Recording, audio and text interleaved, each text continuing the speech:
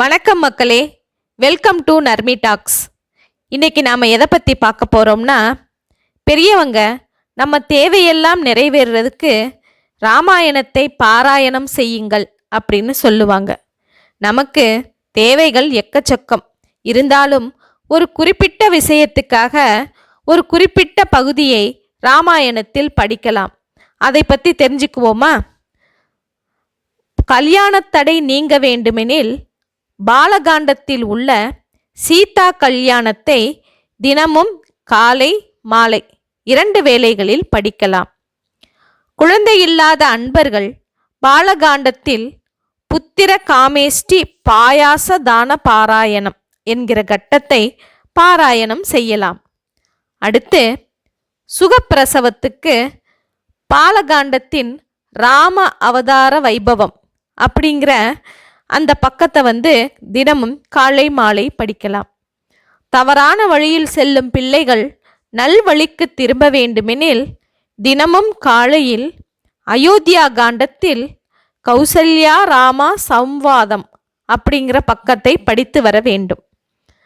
அரசாங்க காரியங்களில் நமக்கு வெற்றி கிடைக்கணும்னா அயோத்தியா காண்டத்தில் விவரிக்கப்படும் ராஜ தர்மங்கள் அப்படிங்கிற பக்கத்தை காலையில் மாலையில் பாராயணம் செய்யலாம்.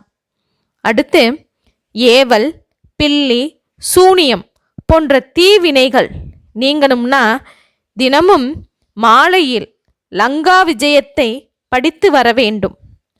அடுத்து பிரிந்தவர்கள் ஒன்று சேரணும் அப்படின்னா சுந்தர காண்டத்தில் அங்குலீயக பிரதானம் அப்படிங்கிற பக்கத்தை தினமும் காலையிலும் மாலையிலும் படிக்கலாம். கெட்ட கனவுகள் நமக்கு வராமல் இருக்கணும் அப்படின்னா சுந்தர காண்டத்தில் திரிஜடை ஸ்வப்னம் அப்படிங்கிற பகுதியை தினமும் காலையில் படித்து வர வேண்டும். ஆபத்துக்கள் நீங்கிட, அதாவது நம்ம எதையாவது பயந்து வியாதியோட அப்படி நோயாளியாக இருப்போம் இல்லையா, இல்லைன்னா செல்லும் வழியில் இருக்கிற ஆபத்துக்கள் நீங்கிட யுத்த காண்டத்தில் வரும் விபீஷண சரணாகதியை காலை மாலை வேளைகளில் படிக்கலாம். அடுத்து மறுபிறவியில் சகல சுகங்களும் பெற்று சிறக்க வேண்டுமானால் ஸ்ரீராம பட்டாபிஷேகத்தை தினமும் காலையிலும் மாலையிலும் பாராயணம் செய்து வரலாம். இப்படி நமக்கு தேவையானதெல்லாம் நிறைவேற்றுவதற்காக ராமாயணத்தை பாராயணம் செய்யுங்கள் என்று நமது பெரியோர்கள் நமக்கு சொல்லி வைத்துட்டு தான் போயிருக்காங்க.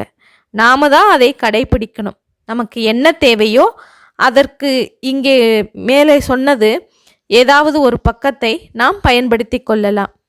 ஓகே மக்களே, இது போன்ற இன்னொரு செய்தியோடு நாம் சந்திப்போம். நன்றி, வணக்கம்.